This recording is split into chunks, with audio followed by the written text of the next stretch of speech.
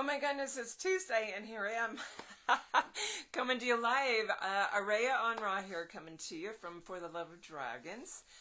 I'm actually back on a Tuesday, a little earlier than maybe you're typically used to, but was feeling it. Inflow, amazing morning. Gotta say, I love the spring out in my garden. I'm super excited to have a second beehive. I split my hive from last year. First time I've done that, so it's gonna see how it goes, but looks like it's doing well so far. They do have to requeen themselves, but I just love being out there. It gets my morning going. The energy is bright. Spring in my garden. I am just raring to go, so I thought I'm gonna go ahead and do my live. I am on fire right now. Feeling life, feeling good. And that it's the sun, it's the beautiful spring, it's the energy, and I know that it's part of what we very briefly mentioned last week, which I had some other questions about, or questions that are related to it. So that's what we're going to go into this week. If you were listening last week, it was a discussion about the seraphim, the angels, but and their connection to the dragons. But that week, I had a session with a new dragon who is connected to the sun dragons and the solar dragons, those being those that emanate from the sun. And I mentioned, or what came through energetically, was this new information about a big uptake in energy, or impact of energy happening, because these 12 solar dragons had come together. Their council, it's a council of 12, and they were all around our sun in a specific geometric configuration, amping up our sun, like really increasing the amplitude of the energy, and whatever that effect that's going to have towards our expansion, ascension, evolution, everything that's part of that. Their role was stepping in. And so that was new information for me. Super exciting to see. And of course, it triggered some of you. So I had Shakya ask a great question. Let's discuss that more. I don't know why you started talking about it, and I started having all these triggers this week. So want to go into that, and then connected to that, I had there's a post in today that I just approved in from Rebecca, and she's talking about her guides coming in, these Arcturians coming in, and encouraging her to move into time to, let's see, it was time to interface, or into, I can't even remember writing. Something with the seventh dimension, or the seventh ray, seventh galactic ray, starting to move with that. And she was confused because she was challenged because she's just now gotten used to like going 3D to 5D, and how do I, I'm just getting comfortable with that, and now I'm being pushed already by these Arcturians to what is my word here? This is so funny. It's not interact with it.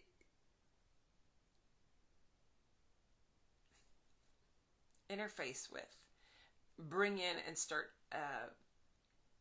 integrating the seventh ray, which means, oh my gosh, that's going to move me into a seventh dimensional perspective, or that that higher octave that I'm just now comfortable, and I'm already being pushed there. What's that about? How do I do that? How do I go about that? And finally, there was another question that's totally unrelated to that, but I will touch on it. And that was from Eric. And he wants to know, what's the purpose of the dragons using the clouds all the time? Why is that so prevalent, and what are they doing with that? So maybe since that's really a simple, quick one, I'm going to start there and then move into all of this solar dragon discussion, because it's going to trigger some of you, and it's going to help you really see, like, where are we at right now in our journey, and now what's expected of me? What can I expect, and how do I deal with all this energy? So the dragons in the clouds, for not just Eric, I know a lot of you experience this, and like, okay, there's another dragon in the clouds. There's another dragon in the clouds. I love that. Was just posted in from an Egypt trip, a dragon coming around as this individual walked around the Great Pyramid. There's a dragon right there in the stones, where, like, looking at the pyramid as they came around the corner. So they do come around in all different mediums. The ones in the stones and the mountains have been there waiting as guardians to be awakened, activated, and interacted with, even if they're still awake, that they would recognize we're ready. So the ones in the clouds, knowing that the dragons that show up in the clouds do not necessarily mean they are air dragons or cloud dragons or anything that's particularly associated with the sky. All the dragons are higher octave, higher vibrational beings. So they can use any medium they want to connect with us. But the malleable ones, water, particularly the air, the clouds, and being able to attract or gather the element around them to take shape as a little, hey, I'm watching you. They're winking at you. They're communicating, saying, hey, pay attention. So their purpose of using that is to communicate and to get your attention. So on this thought of, they can be any level of dragon. They can be fire dragons. They can be water dragons. They can be metallic dragons, the gold, silver, copper, titanium, platinum, mercury, barium, any of the others. They can be from higher dimensional Arcturian, Pleiadian, Sirian systems. What they are doing is coming in and signaling you by using the elemental matter that we have. I have seen them use the leaves in trees. I've shown pictures of that in the class, The Planetary Healing with the Dragons. That's a download on the site, on the online courses. If you don't see it, contact me if you're interested in it, because it should be available. They can use the water. They can use the rocks or the woods, but I mean, think about it. If you're gathering elemental matter that is part of this realm, they have to use the tools that are available. They have to use what's here and available. So it's very easy for any higher level being. And I've seen Phoenix in the clouds. I've seen swans in the clouds. You guys have seen different things. And it's not just about seeing them and being that imaginary kid that can see rabbits and boats and all kinds of things in the clouds. It's really feeling the energy behind it, because there will always be that energetic dynamic that is so crystal clear when you're feeling that, like, oh my gosh, why am I looking up? And there's dragon in the clouds, and you can feel that communication. So they will gather the elements, and I have seen this happen on a walk in my neighborhood where it was a cloudless sky, absolutely cloudless. And about 2/3 the way around my loop, I was like feeling the need to look up, and I looked up, and sure enough, there was this beautiful dragon face that had gathered just enough out of the ether, out of the sky, put enough moisture into it to make an actual cloud formation, had a message for me, commune for 2 or 3 minutes. I just had to stand still and receive that message, and then I turned to walk away because the communication was done, and I knew that's going to dissipate. There will be cloudless again very, very quickly. So within a minute or two, as I'm walking, I actually turned again because it was up behind me in the sky, and sure enough, absolute blue sky again. So they will gather and use. They can make themselves more dense, or breathe into it and breathe enough energy into it to amass or create what would be a cloud, what would be that misty formation. So they will gather it so you can see them, or they'll use clouds that are already there and move through them until you can see their shape. And what they're doing is winking at you. They're allowing you to be aware that they are there with you, whether as protection, as guardian, as, hey, you're never alone, whatever message you're needing in that moment. You might have been thinking about something, trying to make a decision on, or really sitting with something that's heavy on your heart, and they're just sort of giving you the, I'm here with you, it's a yes, or it's a, what was your thought right before you saw me? Pay attention to that. That's the stream that you want to go forward with. That's the energy to follow. So pay attention to the timing of when that's coming forward. Hello, Elijah. With the bigger picture is what I'm saying. So there's a definite purpose. Sometimes they're just very playful. I will say, I've told this story many times. When I flew into South Africa, landing in Cape Town from Johannesburg, I landed in Johannesburg first, and I had a connector flight. And my entire flight, over an hour from Johannesburg to Cape Town, was literally a gathering and amassing of hundreds of dragons in the clouds around me. I could feel them.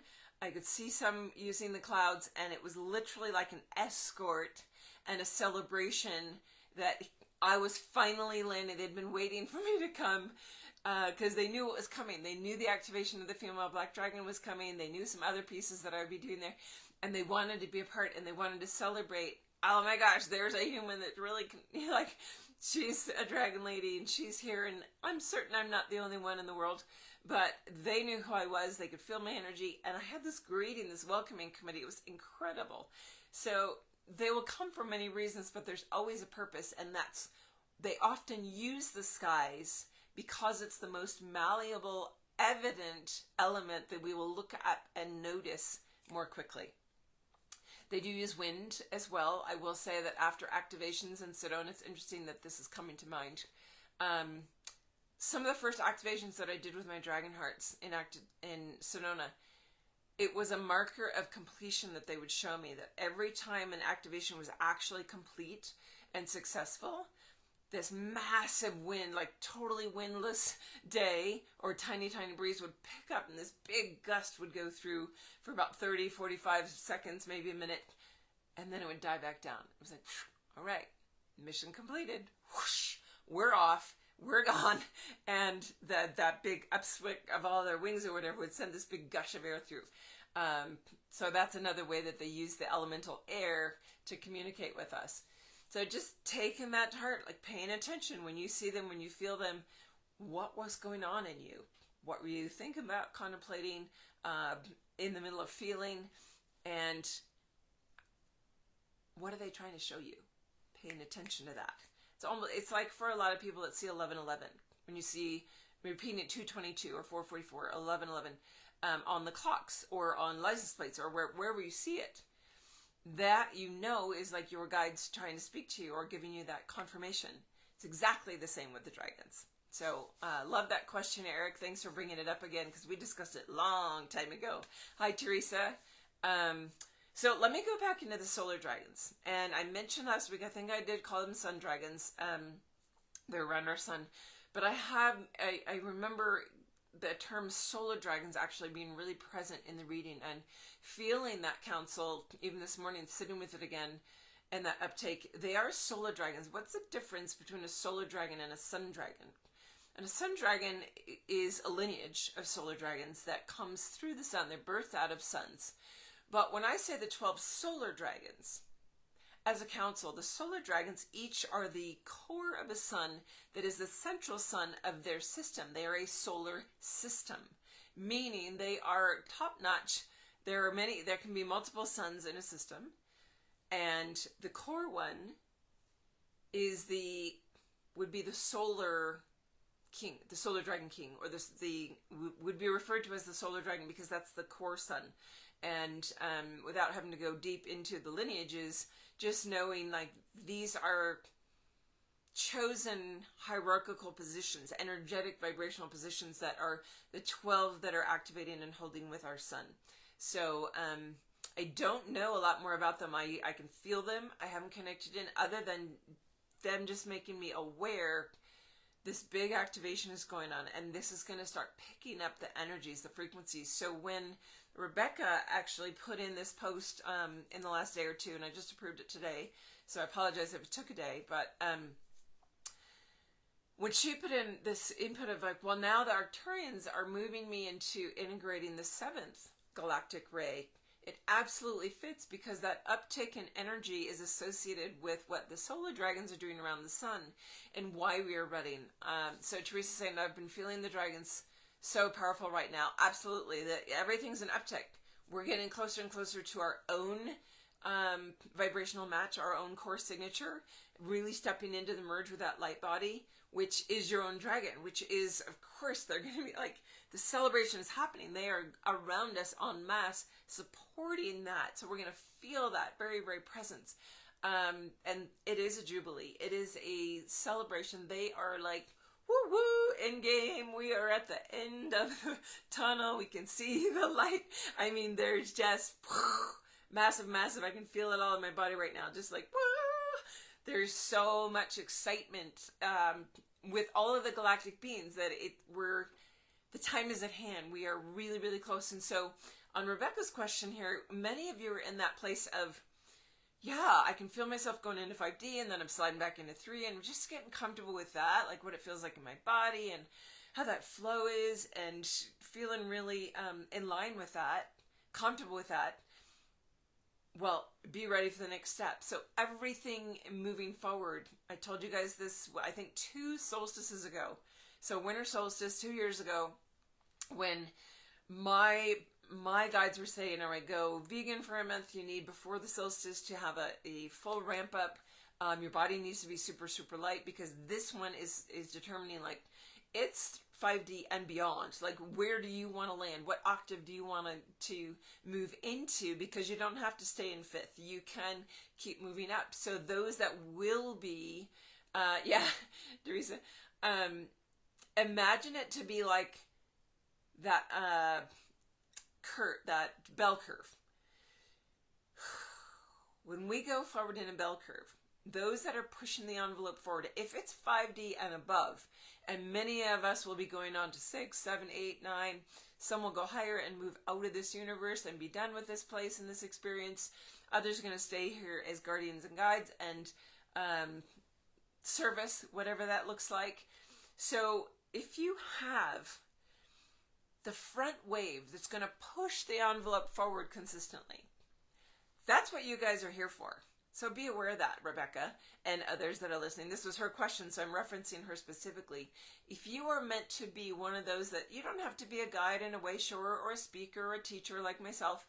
You can just be someone who is really able to activate yourself and move into those frequencies, because that in itself is a huge service.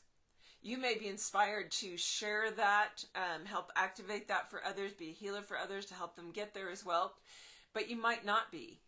But the fact that you can hold that vibration is part of that front wave of the bell curve, that front envelope that is constantly pushing forward so that the middle can get to 5D. And then the middle can move forward, and that very last part of the bell curve can also finally make it into 5D. They might be on the tail end, but they will get there. So if you're one of those that is meant to be in the front of the curve, of course you're going to be pushing the envelope into 7, 8, 9 in order to bring the whole bell curve forward. It's a soul level contract and desire from your own soul knowing of how far you're going. And if we're going that far and we need to go that fast, you will be asked to integrate quickly and keep moving on. You're a dragon. You can take it. I often tell people that I only work with the masters, and those that come into my program are like you masters. They are moving into their master's degree of a certain level of service and love and activation, and you're here to work on it. You're here to actually do that and be that, and you wouldn't be given the information, the insight, the awareness that these beings are coming in and asking you to do that if you weren't ready through all of your bodies. Physical, mental, emotional, energetic, 5th and 6th dimensional background bodies, and light body. If all 7 bodies were not capable of integrating, say, that 7th galactic ray and moving forward very, very quickly, you wouldn't be asked to. You're being asked to because your body can take it. So it may be uncomfortable. It may be destabilizing. It may be like, I just wanted to be where I was. And then you have to sit with, well, what's your soul contract? You may be having to review and go, all right, yeah, I really did sign up for this, or I'm going to renege on my soul contract and take a break. It is free will universe. You do have a right to do that. But really tune in. Is it so bad to be asked to move higher, faster? Because what are the rewards that are going to be the gift of that? I am so grateful to see and live within a 5th dimensional reality the majority of my day, because it's in flow, it's harmonic, it's magnetic for attraction. Things come quite easily and smoothly. I have awareness of it all. It is so much better than the 3D stabilized place that I was. And there's so much less drama, and there's so much less stress and worry. It's really, really different place to be, and being asked to then amp up again. As much as you can see the shifts between your 3D and 5D experiences, even if you're not in 5D but for 5 minutes a week, if you've touched it and tasted it, you know the beauty of it. And it's what drives you forward to keep going. So when you touch and taste that 7th ray or that 8th ray, you're going to realize the perspective point there and how much that's going to shift again. All those electromagnetic dynamics, all of that energetic of flow, ease, grace, everything being like boom, boom, instant manifestation, creation. It's about heart flow. What are you doing? And the more we align to that, the more you're going to be actually anchored in your light body and in that full ascension journey, which is what we're all here for. And the more we do, the more the planet, the collective can follow, and that full schism or split with the 3D realm that will go on and continue itself, that we will no longer be connected to except by choice and service. It will create and allow that veil to drop again, because we've all moved forward from it. Those that have chosen on a self alone, it's not about like us choosing and saying, oh yeah, close the door. No, it's really that every soul that has chosen is already on that pathway forward with that bifurcation. And the 3rd way showing, so that it actually can move into the vision, Gaia's vision and dream. And so, hallelujah, Rebecca, that your guides are there helping you move into integrating that 7th galactic ray. Others are probably feeling triggered by that here, and you may start having that show up in your path. So bless it, celebrate it, dive into it. If you need help, send questions. But I'm super excited for that. And I'm super excited because I can feel, I don't know, I can always see on screen. It's always been weird to talk to an audience and know like you guys are there as if we're in a room conversing. But I'm always looking at myself, which is just so odd.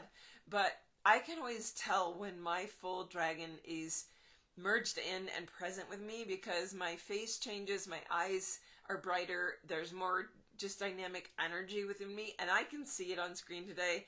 I don't know if you guys can see it, but it's apparent for me, and that's where you guys have been able to watch my journey. If you go on YouTube and you watch my videos from 4 years ago, oh my God, it's night and day. And if you realize, if you had video archives of yourself, maybe you have some family videos. Yeah, absolutely, Ingor. If you go back and look at your family videos from 4 years ago, for that confirmation of how much shift you have made, in even being able to see the energetic light that's flowing through you differently. And people might not say it on the outside, but I feel like I'm regressing in age. I feel like I'm looking younger and younger. But my hair, people tell me all the time it's gray. I just don't see it. I see darker.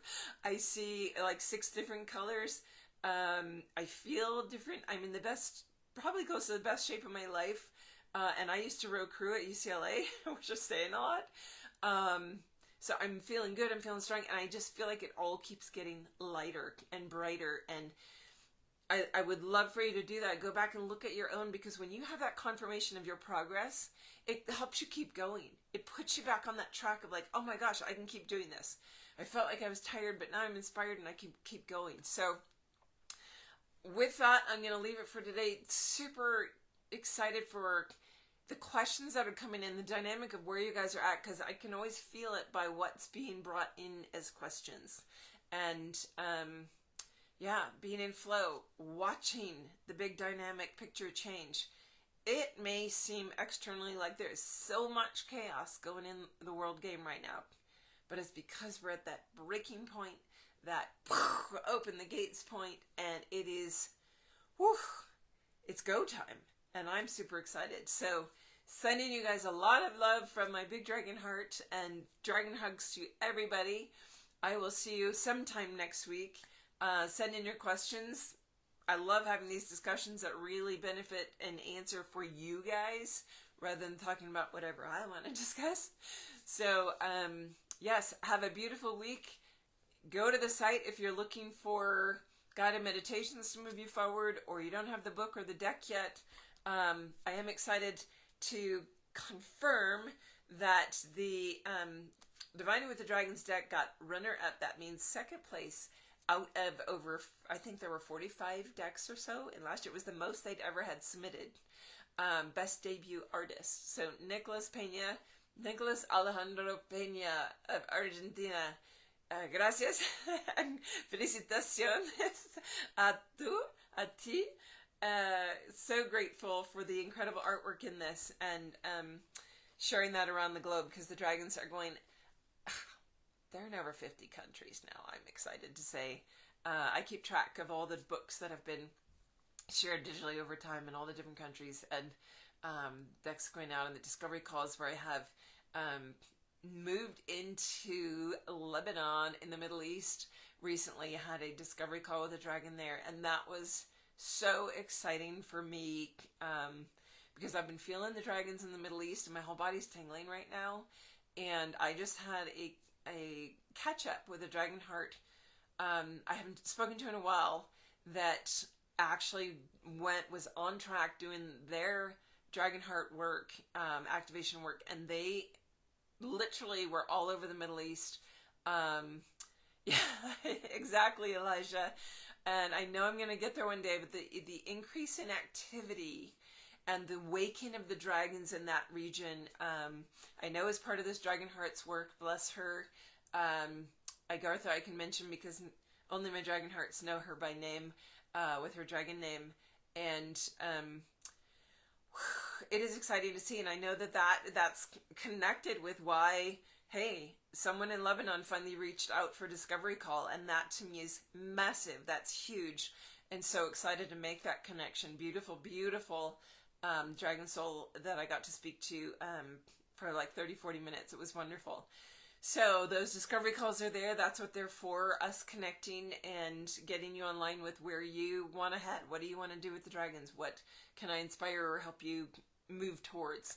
And those are the book now button on the homepage of the site. dragonwithin.com is where you'll find it. So much love to everybody. We'll see you next time. Bye for now.